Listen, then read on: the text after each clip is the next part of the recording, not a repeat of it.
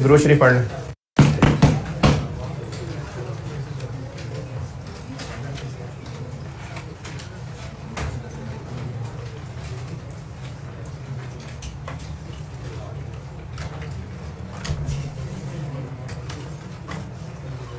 एक question number 11 दिया था, क्वेश्चन नंबर 9 में बताइए कोई मसला है तो। हाँ जी, नहीं ठीक है, 11 में होगा है। चलिए 11 बताता हूँ।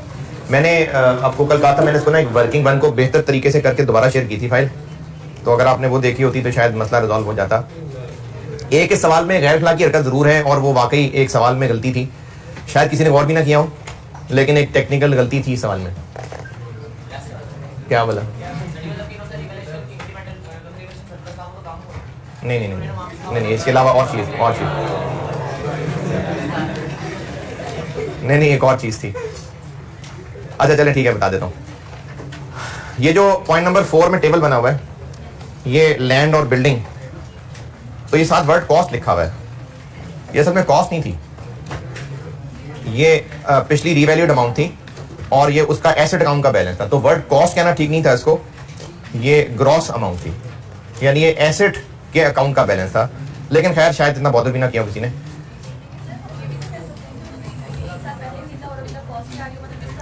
तो फिर वो सरप्लस कहाँ से आ गया ऊपर? फिर ऊपर सरप्लस कहाँ से आ गया? ऊपर टेबल में सरप्लस आ रहा है ना, तो रीवैल्यू हुआ है तो सरप्लस आ रहा है ना। ये जो पॉइंट नंबर 4 में वर्ड कॉस्ट लिखा हुआ है, ये कॉस्ट की जगह ये एसेट है, यानी कॉस्ट नहीं है ये, क्योंकि अगर पहले रीवैल्यू ना हुआ होता तो पॉइंट 1 में सरप्लस कहाँ से आ गया, तो इसलिए वर्ड कॉस्ट नहीं है। ये बस एक सवाल वाले से गलती हो गई होगी, लेकिन ये इतनी इग्नोरेबल बात थी कि अक्सर ने इसको इग्नोर भी किया होगा। अच्छा, क्वेश्चन नंबर 11 में जो मसला लगता है मुझे वो बता देता हूँ, आपने उसके अलावा कुछ पूछना है तो पूछ लीजिएगा। जो आपको सरप्लस 1 जनवरी 20 का बैलेंस दिया हुआ है, लैंड और बिल्डिंग दोनों अलग अलग बताता हूँ। Asset, surplus, P&L, asset, surplus, P&L। जो ऊपर बैलेंस दिया हुआ है सरप्लस का, 25 इसका है, 20 इसका है।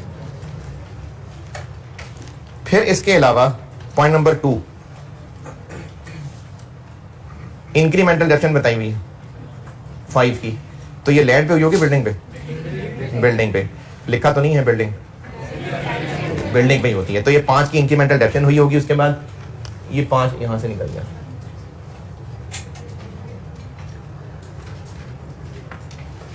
तो अभी ईयर एंड पे रीवैल्यूएशन से जस्ट पहले पॉइंट नंबर 4, ईयर एंड पे दोबारा रीवैल्यूएशन करनी बनती थी लेकिन अभी नहीं की, यानी 31 दिसंबर 20 पे खड़े हैं हम, रीवैल्यूएशन करनी बनती थी कि नहीं है। तो 31 दिसंबर 20 पे लैंड के अकाउंट में बैलेंस 75 आ रहा है और 31 दिसंबर 20 पे बिल्डिंग में बैलेंस आ रहा है 180 और सरप्लस में आ रहा है 15, 240 और एक्यूमुलेटेड नेट करके 180 और सरप्लस में 15 आ रहा है। ये 15 और 20 में फर्क 20 1 जनवरी का था ना, इस साल ट्रांसफर हुआ है 5 का, तो अभी हम 31 दिसंबर 20 पे खड़े हैं। पॉइंट नंबर 4 31 दिसंबर 20 पे खड़े हैं, ये पोजीशन है। रीवैल्यू करना था, नहीं किया, अब कर लें। बिल्डिंग को कहां तक पहुंचाना है? 158 तक, 22 डाउन है, यहां बस 15 की गुंजाइश है और बाकी 7 यहां आ जाएगा। लैंड को कहां तक पहुंचाना है? और यहां बिल्कुल गुंजाइश मौजूद है। ये जो मैंने तो ब्लैक में किया है, ये अकाउंटिंग नहीं की हुई थी, तो जब नहीं की हुई थी तो प्रॉफिट गलत था। क्या गलती थी प्रॉफिट में? ये 7 चार्ज नहीं किया हुआ था, तो ये 7 माइनस करेंगे तो सही प्रॉफिट निकलेगा। ये इसलिए 45 में से 7 माइनस किया। और OCI में कितना आना है?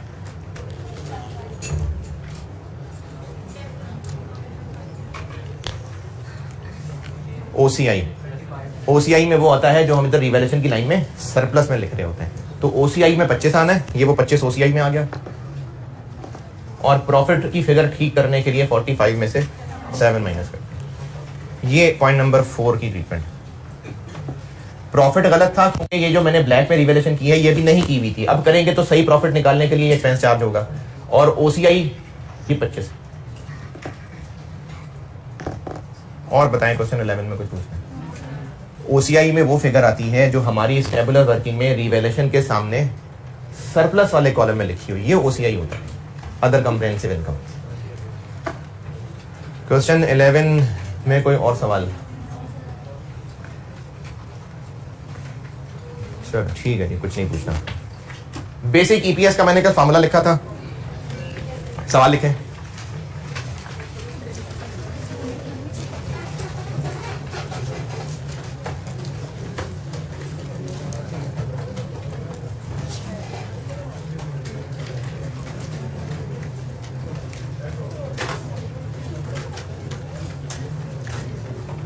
प्रॉफिट एट्रीब्यूटेबल जी, ईपीएस शुरू कर दिया ना मैंने। हाँ तो ईपीएस कल मैंने एंड यहां किया था कि ईपीएस का फार्मूला लिखा था बस, तो बस अब वहां से आगे चल रहा हूं।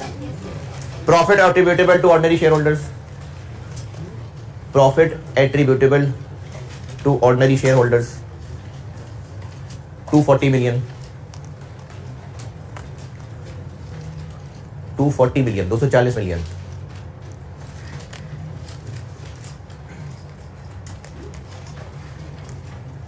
Number of ordinary shares as on 1 January 21, number of ordinary shares as on 1 January 21 24 million, number of ordinary shares as on 31 December 21, यही जो पहले अंग्रेजी 1 जनवरी की बताई है, अब यही अंग्रेजी 31 दिसंबर 21 की बता रहा हूं, 32 million.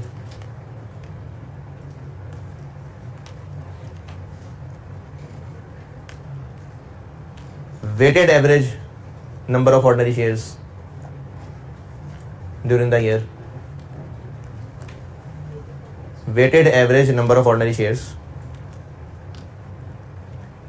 during the year 2021 27.2 million, 27.2 million. Basic EPS बताइए,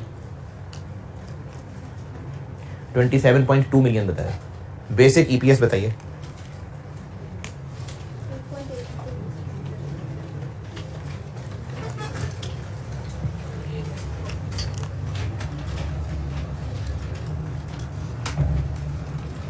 डिवाइडेड बाय 27.2 मिलियन, क्योंकि हमने डिनोमिनेटर में weighted average number of share लेने हैं 8.82।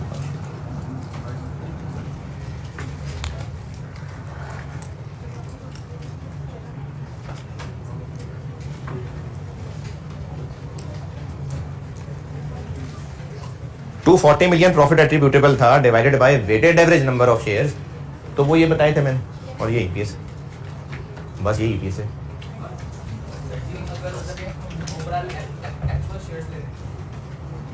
ओवरऑल एक्चुअल शेयर से क्या, यानी इस फार्मूले में वेटेड एवरेज क्यों है, समझाता हूं। अच्छा ये सवाल तो खैर ऐसी बस दारगिली करने के लिए, तो बस आपको ये बताना था कि फार्मूले की फिगर्स क्या हैं। अब इन दोनों को हम डिटेल से पढ़ते हैं। फार्मूले में न्यूमरेटर क्या है, numerator profit attributable to ordinary share holders, और डिनोमिनेटर क्या है, वेटेड एवरेज। इन दोनों को एक एक करके पढ़ते हैं। पहले पढ़ाने लगा न्यूमरेटर, पहले इस फार्मूले का न्यूमरेटर डिस्कस कर रहा हूं। Profit attributable to ordinary share holders, ये कर रहा हूं मैं डिस्कस। नाम से क्या लगता है, इसका मतलब डिविडेंड है। Profit attributable to ordinary share holders, नहीं इसका मतलब डिविडेंड नहीं है, जो प्रॉफिट फॉर द ईयर है वही मतलब है इसका। लेकिन फिर इतनी मुश्किल बात करने की क्या जरूरत थी, तो इसका असल में मतलब है PAT minus preference dividend on irredeemable preference shares, ये है इस फार्मूले का numerator. Profit attributable to ordinary share holders का मतलब है नेट प्रॉफिट। पैट क्या होता है? Profit after tax. Net profit यही होता है। प्रॉफिट आफ्टर टैक्स में से जब ये माइनस कर लेंगे तो फिर जो आंसर बचेगा वो इस फार्मूले का न्यूमरेटर है।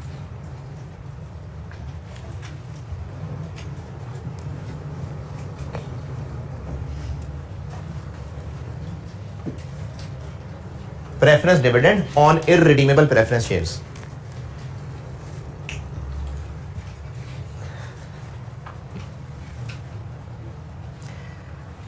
अच्छा, थोड़ी सी डिस्कशन इररिडीमेबल प्रेफरेंस शेयर्स पे करते हैं पहले, फिर इस कैलकुलेशन पे दोबारा आएंगे।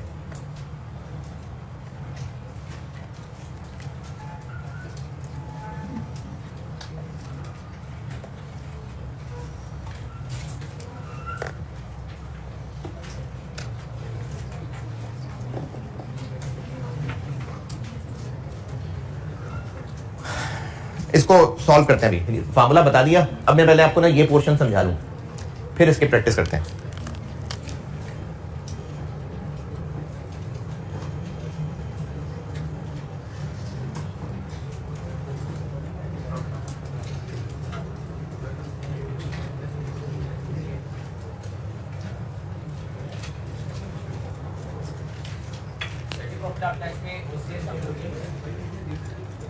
प्रॉफिट आफ्टर टैक्स में ओसीआई शामिल होती है कि नहीं?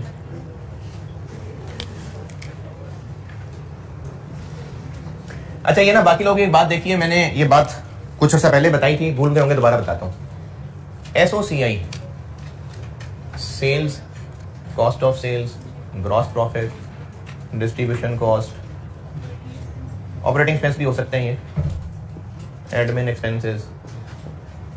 ये जो सब फॉर्मेट है इसको हम ज्यादा बेहतर डिस्कस करेंगे जब मैं कैश फ्लो पढ़ाऊंगा, लेकिन चूंकि अभी नाम आ रहा है बार बार इसलिए मैं बता देता हूं। Finance cost, other income, PBT, tax, PAT, sales, cost of sales, gross profit, distribution cost, admin expense, finance cost, other income, profit before tax, tax, profit after tax. ये वो चीजें हैं जिसको बचपन में आपको मैंने ऑपरेटिंग एक्सपेंस कह के बताया था, तो ठीक ऐसे भी ठीक है। ये जो नेट प्रॉफिट है, ये प्रॉफिट आफ्टर टैक्स, ये होता है प्रॉफिट फॉर द ईयर। इससे ऊपर ऊपर जो कुछ भी है वो सब एक्सपेंसेस और इनकम्स हैं। ये सारा पोर्शन पी एंड एल भी कहलाता है। तो नेट प्रॉफिट या प्रॉफिट फॉर द ईयर या प्रॉफिट आफ्टर टैक्स एक ही बात है। फिर इसमें कुछ पोर्शन अलग से लिखा जाता है जिसको अदर कंप्रिहेंसिव इनकम कहते हैं। ये वो गेन्स और लॉसेस फॉर द ईयर हैं जो हैं तो गेन और लॉस, लेकिन उनके आईएएस ने उनको इधर आना मना किया हुआ है। आपके लेवल पे उनमें से एक ही है रिवैल्यूएशन गेन या रिवैल्यूएशन लॉस, और ये वो फिगर होती है जो दो बातें, रिवैल्यूएशन की एंट्री फॉर द ईयर हुई, उसमें जो रिवैल्यूएशन सरप्लस डेबिट क्रेडिट हुआ है वो ये फिगर है। ये मैंने आपको जब उसके एक्सट्रैक्ट्स बताए थे ना, तो मैंने चीज सिखाई भी है, आप पुराने लेक्चर्स में आप देखेंगे रजिस्टर में मैंने बताया हुआ है। या अगर टेबुलर वर्किंग की बात करें तो ये कौन सी फिगर होती है? जो रिवैल्यूएशन की लाइन में सरप्लस कॉलम में लिख रहे होते हैं, ये वो फिगर होती है। हमने की हुई है प्रैक्टिस, ये है आपके रजिस्टर में। और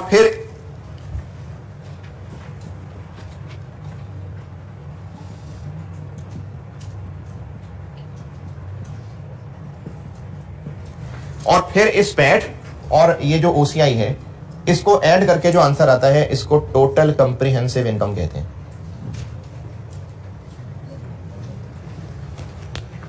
सोसी में इससे रिलेटेड क्या क्या कहां है? सोसी में profit after tax retain earnings में कॉलम में जाएगा, ये सरप्लस वाले कॉलम में जाएगा। अच्छा, क्वेश्चन 9 आपने पूछा ही नहीं एक बात, आपके सिलेबस में बेशक रिवैल्यूएशन गेन है लेकिन और भी ओसीआई आइटम्स हो सकती हैं। जो भी ओसीआई आइटम्स हैं वो सोसी में अपने अपने रिस्पेक्टिव रिजर्व वाले कॉलम में जाएंगे। जैसे उसमें एक ट्रांसलेशन रिजर्व भी आ रहा था, तो बेशक वो आपके सिलेबस की चीज नहीं है लेकिन सोसी की हद तक हो सकता है टेस्ट। तो पैट रिटेन अर्निंग के कॉलम में लिखा जाता है और ओसीआई के अंदर जितनी भी चीजें हैं वो अपने अपने रिस्पेक्टिव इक्विटी के रिजर्व में चली जाएंगी। अब पूछेंगे पूछ रहे हैं। तो इस फार्मूले में profit attributable to ordinary share holders PAT minus ये कुछ अब ये कुछ क्या है, इसके लिए मैं आपको प्रेफरेंस शेयर्स की पहले थोड़ी सी डिस्कशन बता रहा हूं। क्या नहीं, बस फार्मूला बता दिया, फार्मूला हो गया, ये फार्मूला है बस। कल बेसिक ईपीएस का मैंने फार्मूला लिखा था, उसमें मैंने न्यूमरेटर लिखा था profit attributable to ordinary share holder. अब मैंने उस फार्मूले को आगे बढ़ाया है और पहले न्यूमरेटर को डिस्कस करना शुरू किया है। उसका मैंने फार्मूला ये लिखा, अब इस फार्मूले में एक वर्ड आ गया, उसके लिए मैंने फिर और एक्सप्लेन करना शुरू कर दिया जी। अच्छा, ये जो बिजनेस के ओनर्स होते हैं ना, इनको ऑर्डिनरी शेयर होल्डर्स कहते हैं। ये जो अभी तक हमने शेयर कैपिटल वगैरह पढ़ा है, ये ऑर्डिनरी शेयर कैपिटल, इनको कहते हैं ऑर्डिनरी शेयर होल्डर्स। ओ से ऑर्डिनरी, ओ से ओनर, ये याद रख लें। तो ये ओनर्स होते हैं बिजनेस के। प्रेफरेंस शेयर्स, ये नाम शेयर जरूर हैं, लेकिन ये बिजनेस के ओनर नहीं होते। इन्होंने बिजनेस में पैसा लगाया होता है और एक लीगल नेम जरूर है कि उनको शेयर इशू किए जा रहे होते हैं, लेकिन वो ओनरशिप वाले शेयर नहीं होते। इनको प्रेफरेंस शेयर्स इसलिए कहते हैं कि कल को कंपनी जब डिविडेंड बांटेगी, जैसे इसकी मिसाल ऐसे समझ लीजिए कि घर में कोई खाने की दावत है और खाना बांटना है, तो मेहमानों को पहले, अपने बच्चों को बाद में। तो अपने बच्चे ऑर्डिनरी और मेहमान जो है प्रेफर्ड। तो प्रेफरेंस शेयर्स होते तो ये लोग जिन्होंने पैसा लगाया होता है, लेकिन वो ओनर बन के पैसा नहीं लगाया होता, ये बिजनेस को उन्होंने पैसा उधार दिया होता है। तो कंपनी जब कल को डिविडेंड बांटेगी तो पहले इनको डिविडेंड मिलेगा, ऑर्डिनरी लोगों को बाद में मिलेगा। कल को कंपनी बंद होगी, पहले इनके पैसे वापस होंगे, फिर ऑर्डिनरी ओनर्स के पैसे वापस होंगे, इसलिए इनको प्रेफरेंस शेयर्स कहते हैं। तो प्रेफरेंस शेयर्स कंपनी के लिए एक लोन जैसी चीज ही है। ये दो तरह के होते हैं, रिडीमेबल और इरिडीमेबल। रिडीमेबल वो होते हैं जिनमें कंपनी ने लोगों से पैसे लिए और उनसे एक वादा कर लिया कि ये पैसे आपको कब वापस होंगे, पैसों की वापसी तय कर ली। रिडीमेबल प्रेफरेंस वो होते हैं जिसमें रीपेमेंट इज एग्रीड।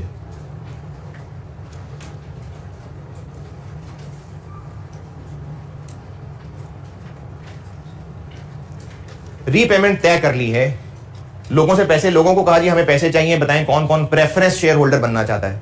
तो लोगों ने आके पैसा इन्वेस्ट किया, बदले में उनको प्रेफरेंस शेयर इशू हो गए। और साथ कंपनी ने ये भी कहा कि हम ये पैसे आपको 2030 में वापस करेंगे। तो ये रिडीमेबल है। इरिडीमेबल वो हैं जिनमें पैसे की वापसी का कोई वादा नहीं किया गया।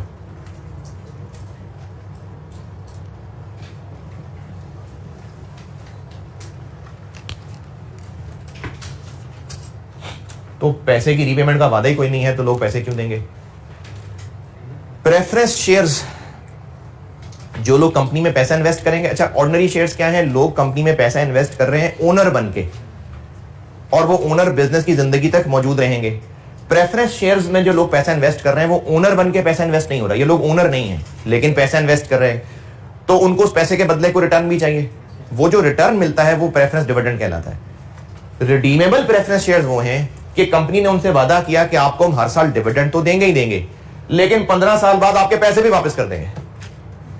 इरिडीमेबल वो हैं जिनमें कहा है कि आपको डिविडेंड तो हमने बांटना ही है, पैसे वापसी का कोई वादा नहीं है। जब तक बिजनेस जिंदा है आपके पैसे हमारे पास हैं, कल को बिजनेस खत्म हो गया तो पैसे वापस हो जाएंगे आपको।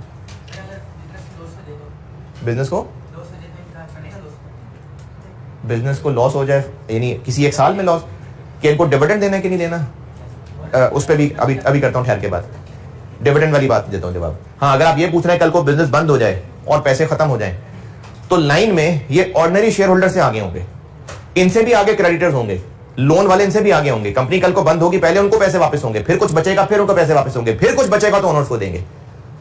तो इनसे पैसे की वापसी का कोई वादा तय नहीं हुआ, बस इतना कहा है कि जब तक बिजनेस चल रहा है आपका पैसा हमारे पास है, हम आपको हर साल डिविडेंड देते रहेंगे। ये इरिडीमेबल प्रेफरेंस शेयर होते हैं। और रिडीमेबल जिसमें उनसे कहा है कि हम आपको पैसे 10 साल 15 साल 20 साल बाद वापस करेंगे, जिम्मेदारी है पैसे वापस करना। ये दोनों में मेन फर्क है।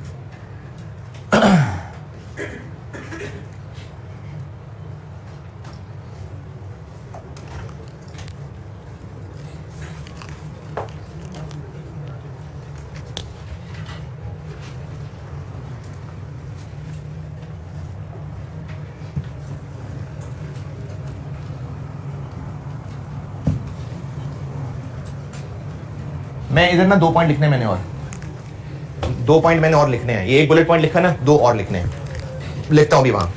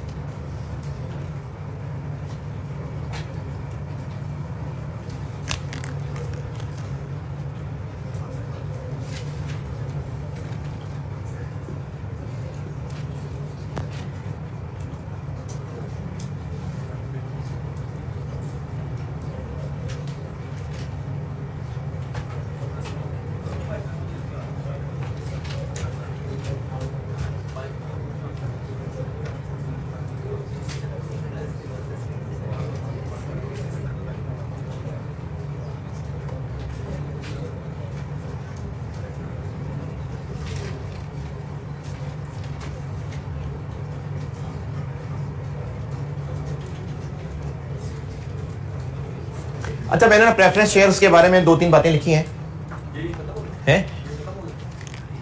मैंने कहा 2 पॉइंट लिखने भी हैं। ये जो मैं बातें ज़बानी बोल रहा था ना, तो मैंने कहा चलो लिख देता हूँ कुछ। प्रेफरेंस शेयर होल्डर जो होते हैं वो कंपनी के इन्वेस्टर्स हैं, कंपनी में इन्वेस्ट करेंगे, लेकिन ओनर नहीं है वो लेंडर बन के इन्वेस्ट करते हैं, यानी वो लैंड कर रहे होते हैं, ओनर नहीं होते वो। बदले में कंपनी उनको एक परसेंटेज तय कर लेती है जिसको प्रेफरेंस डिविडेंड कहते हैं, वो हर साल पे होती है। और दे आर प्रेफर्ड कि जब भी ऑर्डिनरी शेयर होल्डर्स को डिविडेंड देना होगा तो पहले प्रेफरेंस वालों को देंगे, फिर ऑर्डिनरी वालों को। कल को कंपनी खत्म होगी, फाइनल सेटलमेंट होगी, पहले प्रेफरेंस वालों के पैसे वापस जाएंगे, फिर ऑर्डिनरी की बारी आएगी। इसलिए इनको प्रेफरेंस शेयर होल्डर्स कहते हैं। हाँ बिल्कुल, जिस तरह लोन के ऊपर इंटरेस्ट होता है, इस तरह इनके अमाउंट के ऊपर प्रेफरेंस डिविडेंड होता है। तो ये कुछ प्रेफरेंस शेयर्स की इंट्रोडक्शन की चीजें लिख दी मैंने।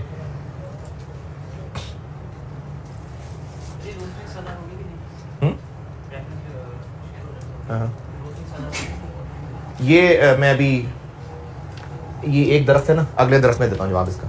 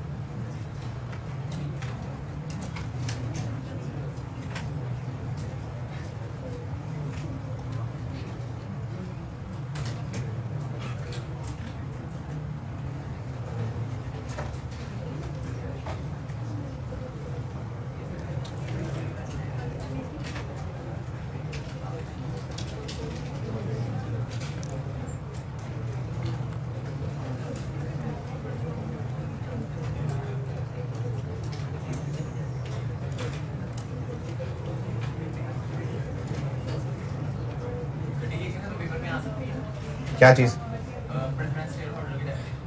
नहीं, डेफिनेशन तो नहीं। अब जैसे कल वो एमसीक्यूज में पढ़ा रहा था, तो उन एमसीक्यूज में जो एमसीक्यूज आए थे प्रेफरेंस शेयर्स के बारे में, तो उसके लिए सारी चीजें बता रहा हूं।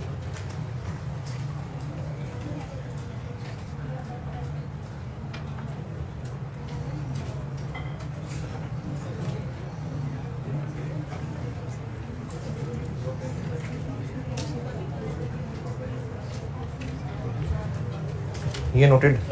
चलें इधर आते हैं। रिडीमेबल प्रेफरेंस शेयर्स वो हैं जिनमें डिविडेंड तो देना ही है, लेकिन पैसे वापस करने का भी वादा किया हुआ है। ये कहा हुआ है कि हम 15 साल बाद, 20 साल बाद, किसी भी टाइम पीरियड की बात की हुई है, आपके पैसे वापस कर देंगे। अच्छा, डिविडेंड देना और पैसे वापस करना अलग अलग चीजें। जिन लोगों ने अगर 150 मिलियन इन्वेस्ट किया है, तो उस 150 मिलियन के ऊपर डिविडेंड एक अलग चीज है, और वो 150 मिलियन इटसेल्फ वापस करना अलग चीज है। तो रिडीमेबल क्या है? जिनमें वो 150 मिलियन वापस करने की भी डेट वगैरह सब तय कर ली हुई है, इनको रिडीमेबल कहते हैं। और इरिडीमेबल वो हैं जिनमें 150 मिलियन का कोई वादा नहीं है वापस करने का, डिविडेंड दिया करेंगे। जब तक कंपनी रहेगी तब तक उनका पैसा इन्वेस्टेड रहेगा। चूंकि पैसे वापस करने की हमने जिम्मेदारी तय कर ली हुई है, इसलिए प्रेफरेंस शेयर्स एक बोरोइंग मानी जाती है।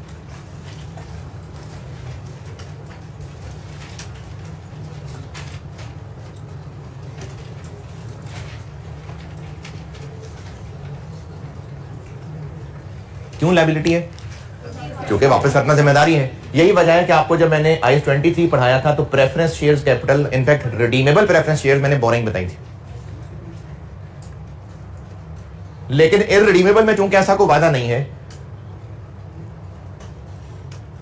अच्छा ये जो मैं आपको यहां पॉइंट बता रहा हूं, रिडीमेबल इररिडीमेबल, ये आपके लेवल पे जितनी कम से कम बात हो सकती है वो कर रहा हूं। अदरवाइज ये बात बहुत एडवांस और बहुत कॉम्प्लिकेटेड, इवन CFA 1 से भी ऊंची बात है सारी। इसके ऊपर एक पूरा लंबा स्टैंडर्ड लिखा हुआ ये फैसला करने में कि रिडीमेबल है कि इररिडीमेबल है।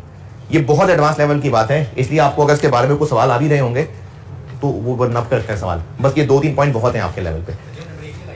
हाँ बस ठीक है। प्रेफरेंस शेयर्स अगर रिडीमेबल हैं तो उनको लायबिलिटी माना जाएगा, लेकिन अगर ये इररिडीमेबल हैं तो इसको इक्विटी माना जाता है।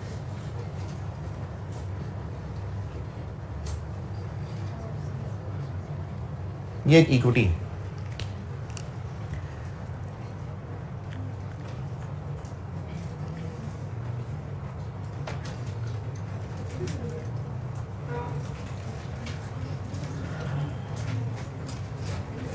रिडीमेबल प्रेफरेंस शेयर्स लायबिलिटी हैं, इसलिए इनकी ट्रीटमेंट लोन जैसी और इस पे दिए जाने वाले प्रेफरेंस डिविडेंड की ट्रीटमेंट इंटरेस्ट जैसी।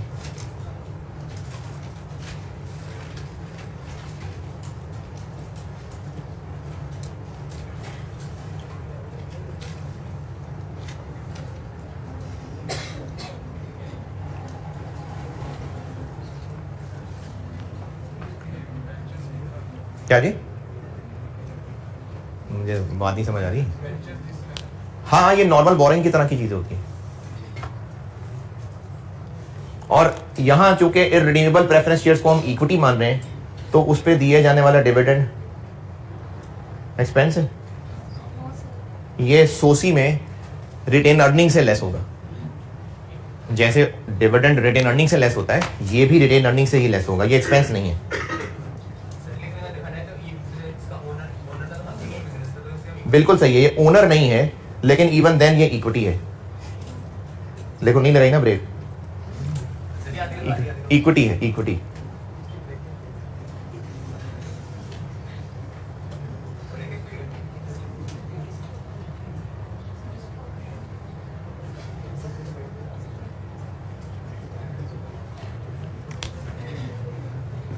इस पे दिए जाने वाले डिविडेंड को रिटेन अर्निंग्स में से बांटना समझते हैं।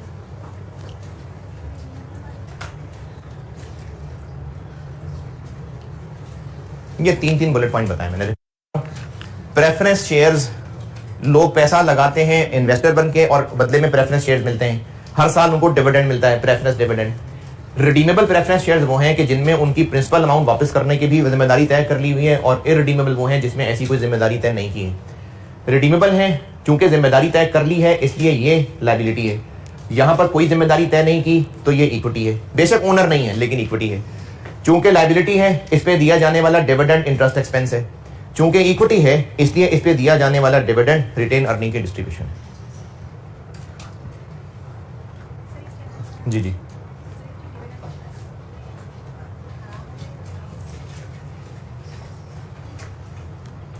डिविडेंड एक हलाल चीज है। हाँ, तो डिविडेंड हलाल चीज। प्रेफरेंस डिविडेंड ही कह रहा, ऑर्डिनरी डिविडेंड। प्रेफरेंस डिविडेंड तो वो इंटरेस्ट में ही है, ऑर्डिनरी डिविडेंड कह रहा हूँ। लेकिन वो फिर डिटेल है कि कंपनी का बिजनेस किस तरह का है। वो प्रेफरेंस शेयर्स, ओके। अब इससे वापस आते हैं जो मैंने फार्मूला जहां से बात शुरू की थी। बेसिक ईपीएस का न्यूमरेटर क्या है? Profit attributable to ordinary share holder. फिर इसको मैंने तोड़ा कि इसको कैलकुलेट कैसे करना है। कैसे करना है? पैट। अब ये साइन समझे, माइनस क्यों है। प्रॉफिट फॉर द ईयर कितना है? प्रॉफिट फॉर द ईयर क्या है इसमें से? पैट। तो प्रॉफिट पे तो ओनर्स का ही हक होना चाहिए था, लेकिन ओनर से लाइन में आगे खड़े होंगे प्रेफरेंस वाले, वो अपना हक पहले ले जाएंगे। तो इसलिए हम पैट में से उनका डिविडेंड माइनस कर देते हैं, क्योंकि वो तो पहले हक ले जाएंगे। फिर जो बाकी बचेगा उसको अंग्रेजी कहेंगे profit attributable to ordinary share holders.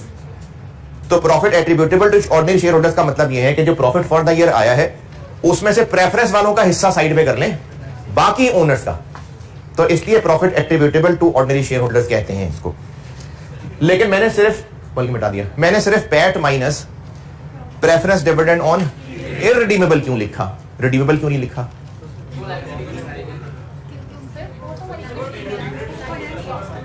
क्योंकि वो फाइनेंस कॉस्ट में ऑलरेडी माइनस हो चुका हुआ है। रिडीमेबल प्रेफरेंस शेयर्स वालों का जो प्रेफरेंस डिविडेंड है वो तो आ गया ना ऑलरेडी यहां। अब जो प्रॉफिट निकला इसमें से इररिडीमेबल वालों वाला माइनस होना है अभी, तो वो माइनस करेंगे तो फिर जो बचेगा वो profit attributable to ordinary share holders. सवाल लिखें।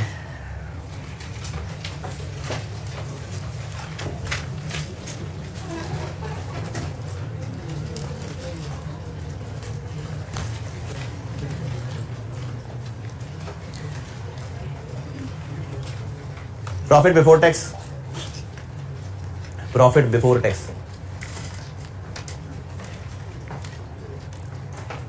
75 million, profit before tax 75 million, tax expense 12 million, preference dividend on redeemable preference shares, preference dividend on redeemable preference shares 9 million. Repeat कर रहा हूं, प्रॉफिट बिफोर टैक्स बताया है 75, tax 12 बताया है, preference dividend on redeemable preference shares 9 million बताया है, preference dividend on irredeemable preference shares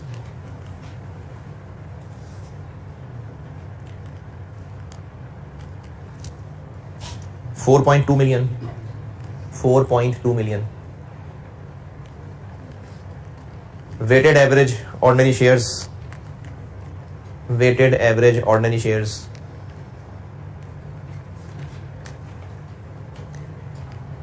2.6 million, 2.6 million. Basic EPS बताइए।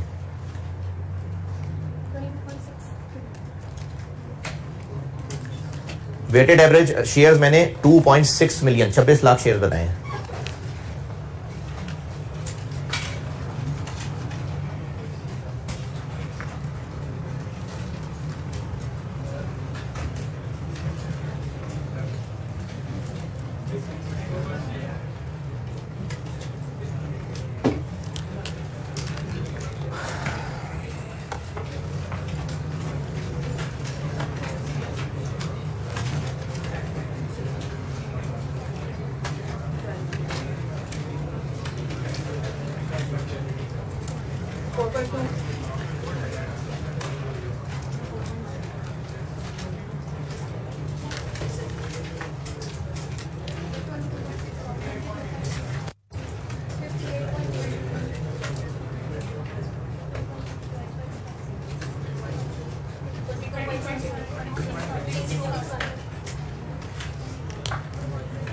पैट में से इररिडीमेबल वाला माइनस, क्योंकि रिडीमेबल वाला तो ऑलरेडी हुआ है ऊपर माइनस। ठीक है, 22 आसान है, यहां तक ईपीएस है। ठीक है जी, चलें इस चैप्टर में ज्यादा मेहनत वैसे है भी डिनोमिनेटर के लिए, ये न्यूमिनेटर तो यही है वक्त। इसमें बता दें, कुछ पूछना है कर लें।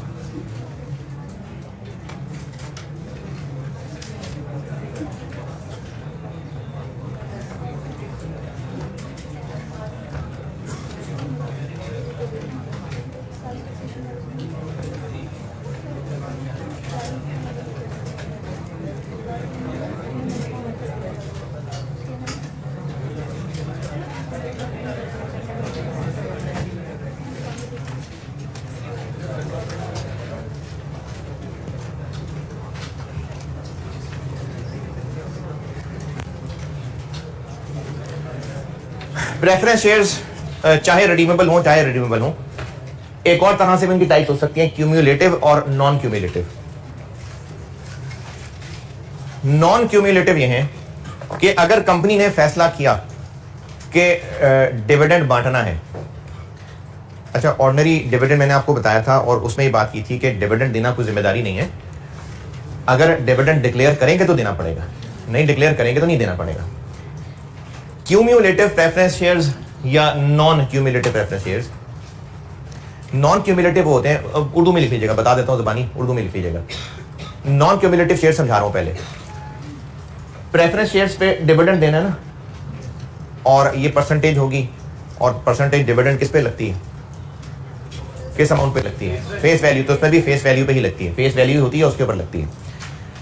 नॉन क्यूम्युलेटिव ये है कि अगर मैनेजमेंट ने इस साल फैसला किया कि नहीं भाई कोई डिविडेंड नहीं देना क्योंकि प्रॉफिट्स ही नहीं है, पैसे ही नहीं है, तो बस साल खत्म, बात खत्म। दोबारा, नॉन क्यूम्युलेटिव, पहले पूरी बात समझ लीजिएगा, फिर आपको बेहतर है कि लिखने में अल्फाज मिल जाएंगे। नॉन क्यूम्युलेटिव प्रेफरेंस शेयर्स वो हैं कि अगर किसी साल मैनेजमेंट ने फैसला किया कि प्रॉफिट्स ही कोई नहीं है, लॉसेज हैं, पैसे ही कोई नहीं है, तो हम इस साल नहीं बांटेंगे डिविडेंड। ये फैसला 2019 के लिए था, तो 2019 में डिविडेंड नहीं दिया। 2020 में प्रॉफिट्स अच्छे हुए, मैनेजमेंट ने फैसला किया डिविडेंड बांट देते हैं। नॉन क्यूम्युलेटिव प्रेफरेंस शेयर्स वो हैं कि जिनको डिविडेंड नहीं मिलेगा तो सब्र करेंगे, अगले साल डिमांड नहीं करेंगे। 2020 में ये नहीं शोर मचाएंगे कि 19 वाला डिविडेंड भी दो, ये नॉन क्यूम्युलेटिव है। क्यूम्युलेटिव वो हैं कि अगर किसी साल डिविडेंड नहीं बांटा तो इनकी जिम्मेदारी कंपनी की खत्म नहीं होगी, जब अगले साल डिविडेंड बांटेंगे तो पिछले साल वाला भी डिविडेंड देना पड़ेगा, ये क्यूम्युलेटिव है। दोबारा सुन लें, क्यूम्युलेटिव पहले बता देता हूं फिर से। जब कंपनी डिविडेंड बांटने का फैसला करती है तो डिविडेंड तो तभी देना होता है, अब वो पैसों को देख के हो, प्रॉफिट को देख के हो, हालात को देख के हो। क्यूम्युलेटिव वो हैं कि कंपनी चाहे प्रेफरेंस शेयर होल्डर्स को डिविडेंड देना डिक्लेयर करे या ना करे, डिविडेंड तो देना पड़ेगा। इसी साल ना दे सके तो अगले साल देना पड़ेगा, ये क्यूम्युलेटिव प्रेफरेंस शेयर्स हैं। और नॉन क्यूम्युलेटिव प्रेफरेंस शेयर्स ये हैं कि अगर किसी साल डिविडेंड नहीं देना तो ना सही, कोई एक आधा साल मिस हो सकते हैं बीच में, ये लोग डिमांड नहीं कर सकते।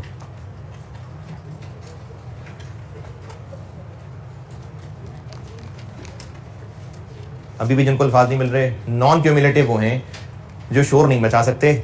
मैनेजमेंट जिस साल डिविडेंड बांट देगी, डिक्लेयर कर देगी, इनको मिल जाएगा, नहीं बांटेगी नहीं मिलेगा।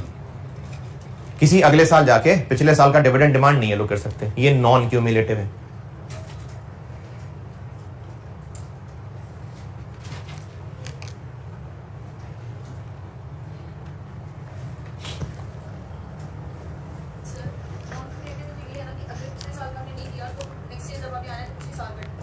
यानी जो साल मिस हो गया वो मिस हो गया।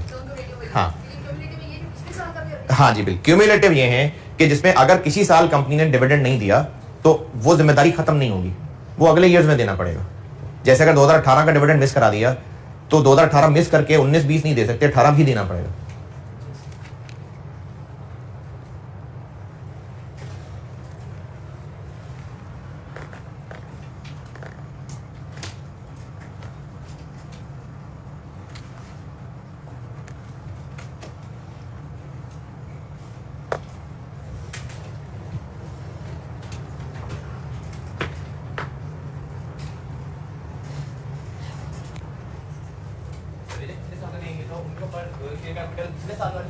जी जी जी, जिन जिन लोगों के थे बिल्कुल।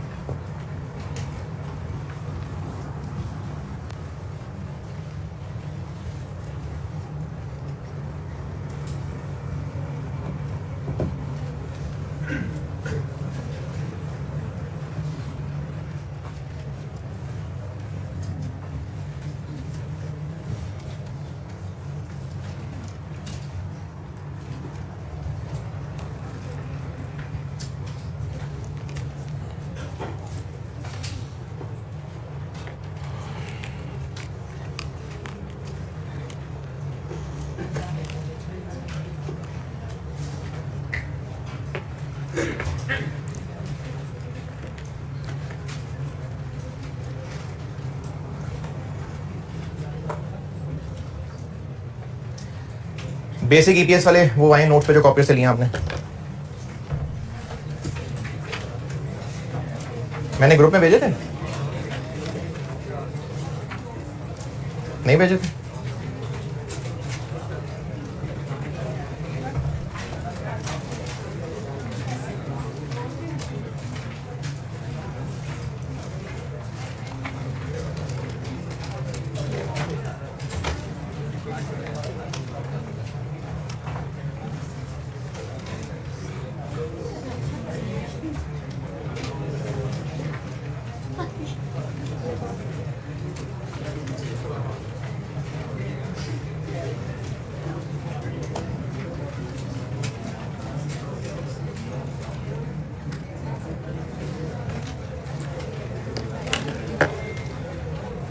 बेसिक ईपीएस वाले क्लास नोट्स में आए, बेसिक ईपीएस के क्लास नोट्स में हैं? हाँ वो अभी यहाँ से 6 फाइलें हैं ना, 7 फाइलें, तो वो भी रवाना हुए यहाँ से। चलें ठीक है, जब पहुंच जाएंगे आप तक पे बोल देता हूँ। अभी यहाँ से हो रही है अपलोडिंग। ठीक है, आगे चलते हैं।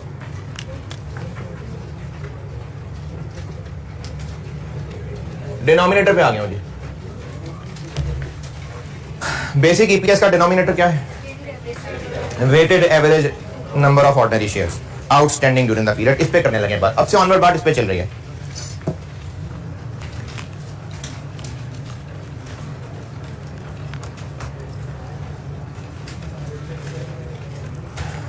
ईपीएस, बेसिक ईपीएस के फार्मूले का डिनोमिनेटर यानी weighted average number of ordinary shares outstanding during the period, ये बताने लगा।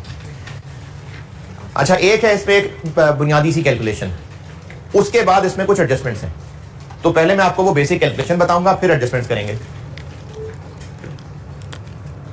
कॉन्सेप्ट समझ लें, पहले कॉन्सेप्ट बताता हूं।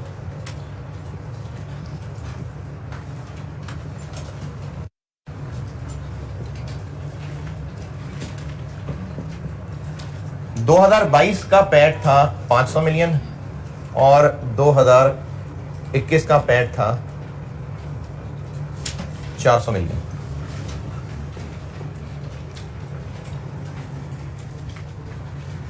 दो 2021 में 40 मिलियन शेयर्स थे और 2022 में 60 मिलियन शेयर्स थे। और बेसिक ईपीएस जब कैलकुलेट हुई तो 8.33। बेसिक ईपीएस चूंकि एक क्विक मेजर है परफॉर्मेंस देखने का, तो बेसिक ईपीएस को देख के क्या लग रहा है कि कंपनी की परफॉर्मेंस डाउन हो गई, डाउन हो गई। लेकिन असल कहानी यह है कि नहीं, डाउन नहीं हुई। उसकी वजह बताता हूं। ये प्रॉफिट क्यों बढ़ा? बिल्कुल, अगर कॉन्सेप्चुअली डिस्कस करें तो सेल्स बढ़ी तो हाँ बढ़ी, लेकिन जो सामने इस वक्त लिखा हुआ उससे क्यों नहीं? शेयर कैपिटल बढ़ा तो प्रॉफिट क्यों बढ़ गया?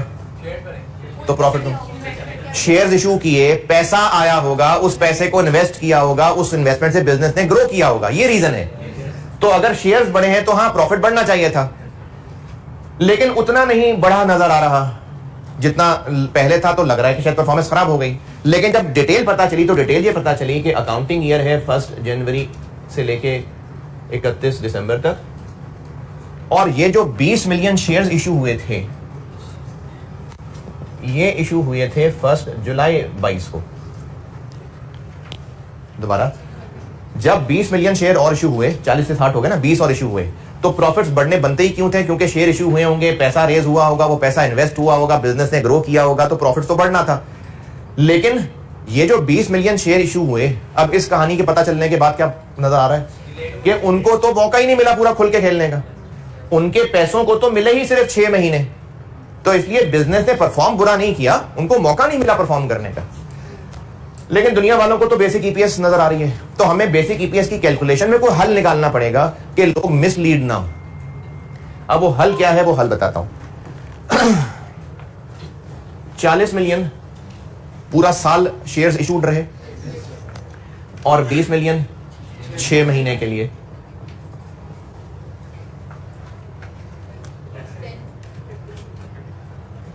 तो 2022 का ईपीएस 60 से डिवाइड करने की बजाय 50 से डिवाइड कर लें।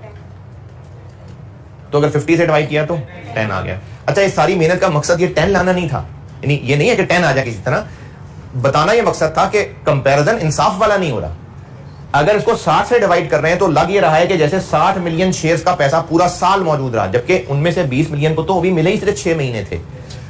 कंपैरिजन फेयर बनाने के लिए 2022 की ईपीएस कैलकुलेट करने के लिए हम 60 से डिवाइड नहीं करेंगे, 50 से करेंगे। ये 50 कैसे कैलकुलेट किया? 40 मिलियन शेयर्स तो पूरा साल मौजूद रहे, 20 मिलियन चूंकि 6 महीने सिर्फ मौजूद रहे, तो उस पीरियड का भी इफेक्ट ले लिया जाए। इसको weighted average number of shares outstanding during the period कहते हैं। अगर थोड़ा थोड़ा सा याद हो तो जैसे मैंने बोरिंग्स बताते हुए जनरल बोरिंग में भी ये बात बोली थी, वेटेड एवरेज और आउटस्टैंडिंग बोरोइंग, मैंने वहां पर ये लफ्ज यूज किया था, और उसमें भी हमने लोन अमाउंट्स को फिर पीरियड एडजस्ट किया था। तो ये कुछ वैसा सा काम हो रहा है कि जितने शेयर्स जितने महीने तक पैसे बिजनेस में लेके आए, फिर उन महीनों की वेटेज होनी चाहिए। ये weighted average number of shares का कॉन्सेप्ट है। अब आपने इसको हैंडल कैसे करना है वो मैं आपको एक टेबुलर वर्किंग से सिखा देता हूं। कॉन्सेप्ट यही है, कॉन्सेप्ट यही है कि डिनोमिनेटर में वो शेयर्स तब आने चाहिए जब उनके पैसे आए।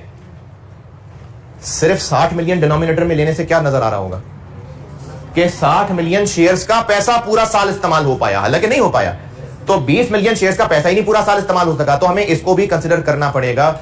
ये कंसिडर करना weighted average number of ordinary shares outstanding during the period कहलाता है। जी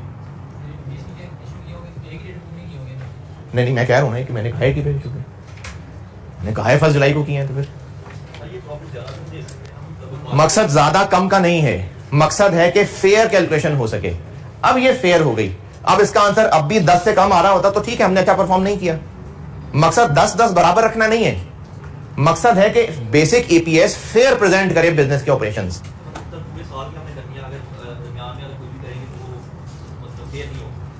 नहीं, दरमियान में शेयर इशू किए हैं, लेकिन ये मौका उनको मिला ही 6 महीने। ये बात हम कैलकुलेशन के अंदर इनकॉर्पोरेट कर लें ताकि सही पिक्चर पता चले। मकसद 10-10 लाना नहीं था, मकसद था कि जो 2020 का ईपीएस निकले वो एक रिलायबल और फेयर नंबर हो। अब इसको कैसे, ये तो मैंने आपको कॉन्सेप्ट बताया कि महीनों को एडजस्ट करना है, कैसे करना है एक टेबुलर वर्किंग सिखा देता हूं। लिखें सवाल, उसे सिखाता हूं। अच्छा, ये जो मैंने सारी कहानी सुनाई है, अगर कोई अपने अल्फाज में कहानी लिखना चाहे तो लिख ले, मैं ठहर जाता हूं 2 मिनट, मर्जी है लिखना चाहे तो। सवाल कैसे करना है वो मैं आपको एक सवाल के साथ सिखा देता हूं।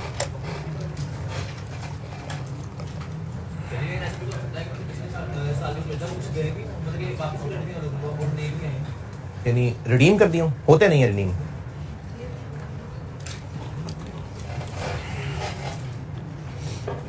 यानी जो सोसी पढ़ते हुए हमने रिडेम्पशन ऑफ शेयर्स पढ़ा था,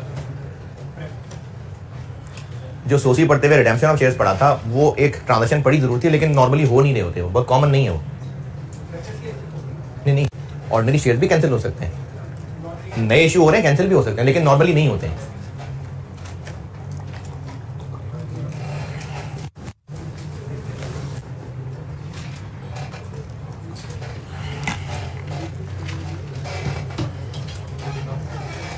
ठीक है, लिख ली कहानी। सवाल लिखें।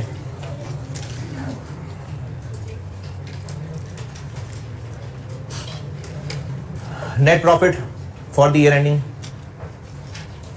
Net profit for the year ending 31 December 21, net profit for the year ending 31 December 21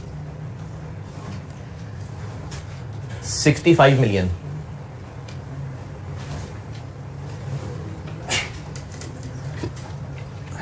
share capital balance as at 1 January 21, share capital balance as at 1 January 21 5 million rupees, 5 million rupees हैं ये, और ब्रैकेट में लिखिए 10 रुपए each. मैंने आपको जो capital का बैलेंस बताया है 1 जनवरी 21 का, ये मैंने 5 मिलियन रुपए बताए, यानी शेयर कैपिटल की अमाउंट बताई है ये, और ब्रैकेट में कह रहा हूं लिख लें ₹10 each. On 31 March 21, on 31 March 21 company issued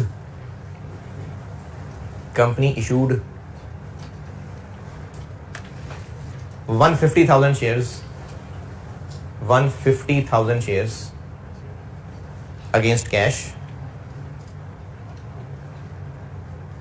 at full market price. ये जो मैं लिखवा रहा हूं ना, एट फुल मार्केट प्राइस, ये कल इसका जवाब मिलेगा इंशाल्लाह, अभी बस लिख लें। ऑन फर्स्ट, नेक्स्ट है, on 1 July 21, on 1 July 21 company issued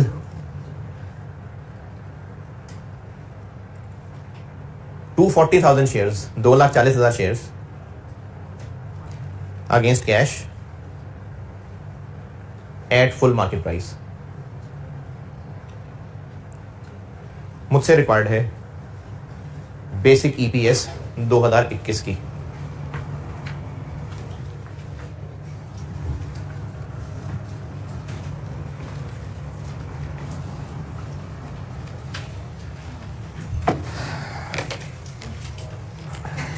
EPS का लिए न्यूमरेटर तो दिया हुआ है, डिनोमिनेटर रेटेड एवरेज करना होगा। अच्छा, मैं ये अभी सामने जो बता रहा हूँ इसलिए बता रहा हूँ कि मैं ना बताता फिर भी किसी ने सोच ही लेना था, तो मैं उसको कैंसिल करना है बता के। साल के शुरू में कितने शेयर्स थे? 5 लाख। ये पूरा साल रहे 1.5 लाख शेयर्स कितने महीने रहे? और 2,40,000 शेयर्स। अच्छा, कितने महीने रहे से मेरी मुराद ये है उनका पैसा आया तो कितने अरसे तक महीने के अंदर इस्तेमाल हो सकता, बिजनेस में इस्तेमाल हो सकता। ये रहे से मेरी मुराद ये है।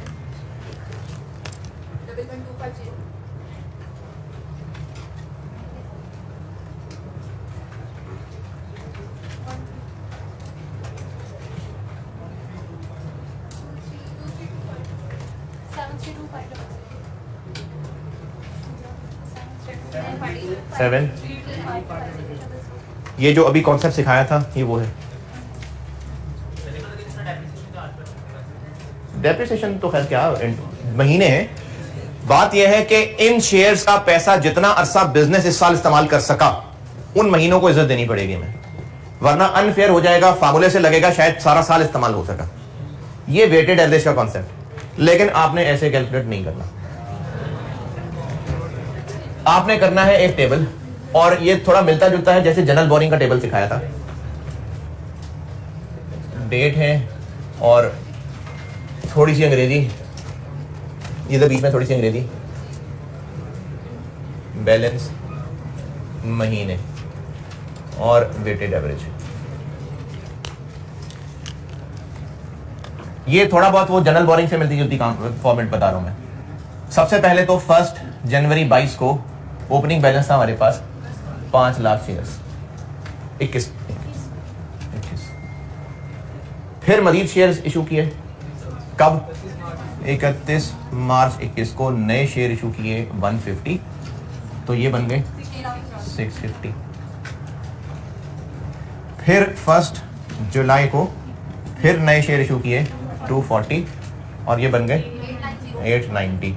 और फुल स्टॉप जरूर लगा देना 31 दिसंबर 21, ईयर एंड जरूर लगा देना। ये 5 लाख कब तक 5 लाख रहा? 3 महीने। ये 6.5 कब तक रहा? ये 9 महीने नहीं, 3। ये जैसे जनरल बोरिंग का टेबल बनाता था वही किया मैंने। This into this 12500, this into this, this into this.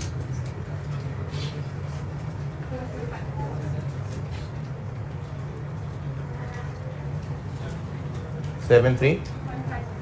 ऐसे करना है आपने, ऐसे नहीं करना, क्योंकि इसमें जब एडजस्टमेंट्स डलेंगी तो वो ऐसे हैंडल नहीं होती, इसलिए आपने ऐसे ही करना है। बिल्कुल जनरल बोरिंग की तरह का स्टाइल बनाया मैंने। डेट्स लिखता जा रहा हूं, जैसे जैसे ओपनिंग लिखा, फिर जैसे जैसे ट्रांजेक्शन हो रही है उनकी डेट लिखी और ये बैलेंस क्यूमुलेट करता गया। फुल स्टॉप जरूर लगाना, फिर महीने गिने और दिस इनटू दिस। तो बेसिक ईपीएस का आंसर हो गया। प्रॉफिट कितना था? 65 मिलियन डिवाइडेड बाय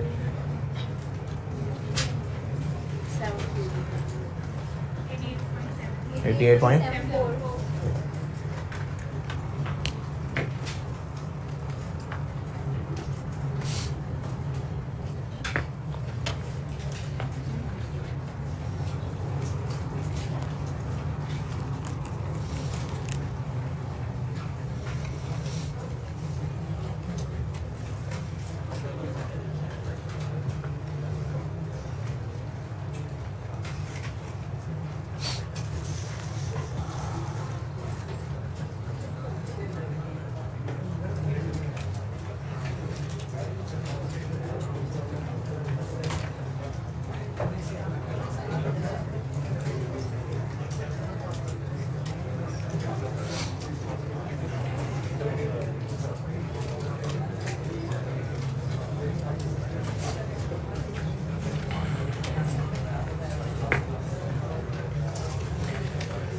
चलें एक सवाल होमवर्क लिख लें।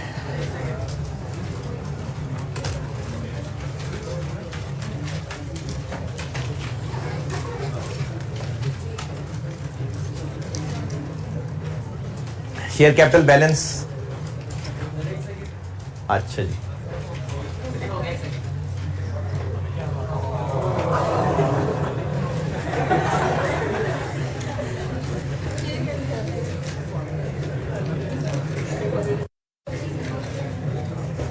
Share capital balance as at 1 January 21, share capital balance as at 1 January 21 4 lakh shares जी, 400,000 शेयर्स। 1 जनवरी 21 का बैलेंस बताया मैंने 400,000 shares. On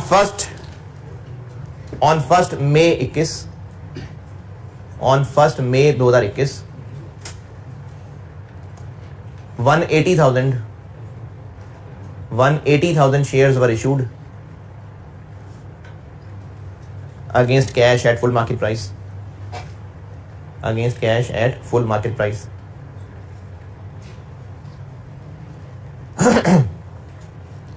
On 30th November 21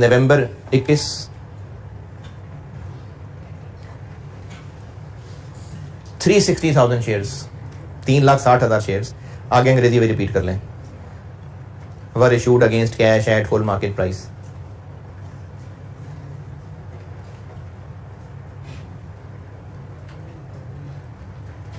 PBT profit before tax 24 million, 24 million, और टैक्स 7.5 मिलियन। चलें बेसिक ईपीएस होमवर्क है, basic EPS. ठीक है, अल्लाह हाफिज़।